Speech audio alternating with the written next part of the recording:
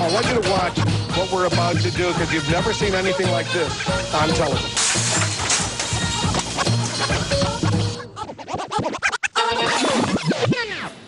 The revolutionary Albert Einstein once said, "We cannot solve problems by using the same kind of thinking we use to create them," meaning that we have to keep reinventing the wheel if we want a better society. And that's the driving force behind an organization called the Venus Project.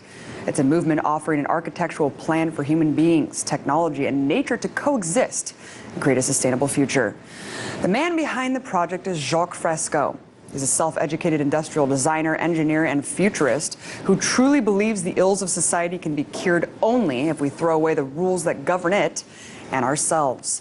Fresco poses a question for us all. Will humanity create the paradise we know is possible, or will it drive itself into oblivion? The choice is ours. Well, I spoke to him earlier, and I first asked him what drives this system of greed and war, and why haven't political and social institutions evolved along with technology? Scarcity, or fear of scarcity.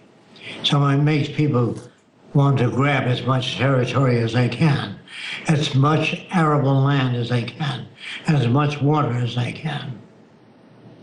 So the needs of people have to do with their behavior. The more scarcity, the more aberrant behavior. What does the Venus Project propose to redesign society in a way that is possible today?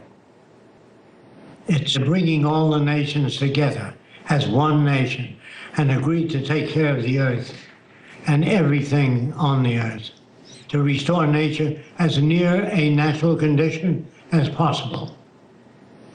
That goes no dumping of toxic materials into rivers or the oceans. Can you break down some of the specifics about the transportation and energy capabilities in said society? I would say the energy capabilities would be based on geothermal energy, the natural heat of the earth. When you rely on solar, if there's clouds in the way, you don't get as much electric generated. But geothermal energy is the natural fumaroles under the ocean and on the land. And we can tap those, make steam, and the steam can turn the turbines and generate power continuously without worrying about whether the sun's out or not. And what about transportation? Transportation would be by monorail. In other words, about 30 feet off the ground, so it doesn't have to stop at every corner. I thought that something was really interesting in one of your presentations talking about sea cities. Can you describe what those would look like? The city is circular. It looks like a series of rings emanating out from a central dome.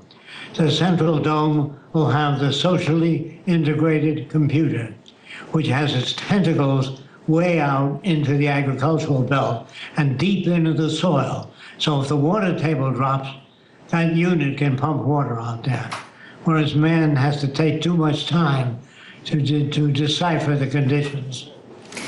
Jacque, if all of these amazing technologies exist today, what is prohibiting them from flourishing right now? The established institutions. Once you've invested 10 million in oil platforms, you don't want the electric car. You don't want anything that'll interfere with your income. So we become self-centered that way. Is there anywhere in the world that's practicing a society such as the one that you're proposing right now? I would say that 90% of the societies are corrupted by scarcity. No, I can't say there's any decent society in the world. Maybe Iceland might be okay. You've said that all world systems thus far, communism, socialism, fascism, and free market enterprise have all failed to eliminate racism, elitism, and scarcity. Yeah. Can you explain how your vision would eliminate those things? I'll try. First of all, and money corrupts people in all areas. You can pay off judges, senators, politicians with the use of money. We must outgrow the need for money and go on to a resource-based economy where we make things available to people, just like the public library. If you have difficulty understanding that, you can check out any book in the library without paying payments of any kind or going into debt of any kind. That isn't true of the whole of society. The society generates debt and obligations which people cannot fulfill. Jacque, you've said that greed and endless war are based on aberrant behavior, based on social conditioning alone. Would you say that the need for competition, for reward, is also based on our societal conditions? Yes. And that it's not innate within human nature? No, there's no such thing as human nature. Human nature or human behavior is shaped by culture. After all, what makes a person a patriot? The Nazis were just as patriotic as the Americans. Propaganda makes them all alike. They hate Americans, and we hate the Germans before the war. And the Japanese use the same technique of propaganda to get them to want to do away with the Americans. It's all environmentally determined. Every word you use, you learn.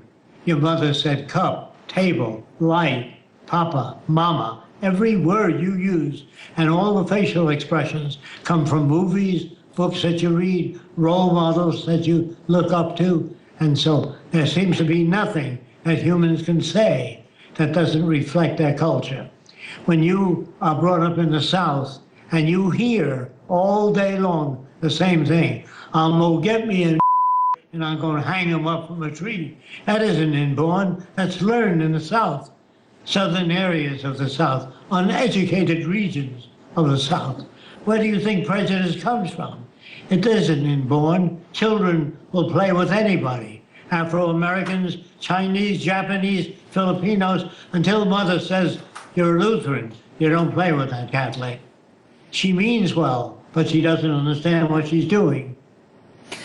Jacque, I commend you for actually presenting solutions to the multitude of problems that we face in the world, the scarcity, all the problems that we're facing. It seems really overwhelming, and I think it's amazing that you've actually produced something that could be a solution. However, how can we ensure that putting full trust in one concentrated planning system of society will work and not become corrupted? Because I'm just worried that we're not there yet, and that I feel like that's how socialism's failed in the past. If you do away with scarcity, number one, and you do away with money and make things available like the public library, next door to the public library, we have a camera center where anyone can go in and check out a camera. Next door to the camera center, there's musical instruments. You can check out a violin, a saxophone, just like the public library. No payments of any kind. And we have all those buildings around the central building. And that makes it impossible for people to take bribes or to break into your house and steal anything. If you make goods and services available to people, they do not steal.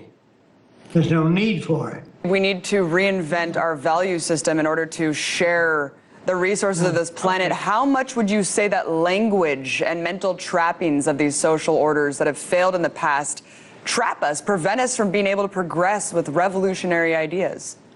Well, our language was designed hundreds of years ago, and that cannot communicate with people. We know that because we have Democrats, Republicans, Socialists, Lutherans, Catholics, and language is a terrible thing. It's never been invented so that people can draw the same conclusions.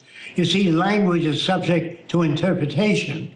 When you read the Bible, somebody says, this is what Jesus meant, and another person, oh no, he meant something else. And the third person says, you're both wrong, this is what he meant. That's why you have the Lutheran, the Seventh-day Adventists, the Catholics, only because the Bible is subject to interpretation. And our language is terrible because it's subject to interpretation. But there is a language that is not subject to interpretation, and that's the language used by engineers. When they talk to each other, they don't say, believe me, this is the strongest material. They give you the specifications of what's in that metal, how much torsion load it can take, how much tension, how much compression. So engineers, when they talk to each other, they don't say, I think he means this, or I think he means that. When you talk to normal people, they interpret it in relation to their background. That's a major problem. Yes, math and science and these things are not really open for interpretation. It's mind-blowing to see the technologies that do exist, that are available to us right now. Jacque Fresco, thank you so much for coming on, explaining a little bit more about the Venus Project. Everyone check it out. We're taking a quick break, guys, but still ahead, we'll talk about the tragic nuclear legacy of Japan. Stay tuned.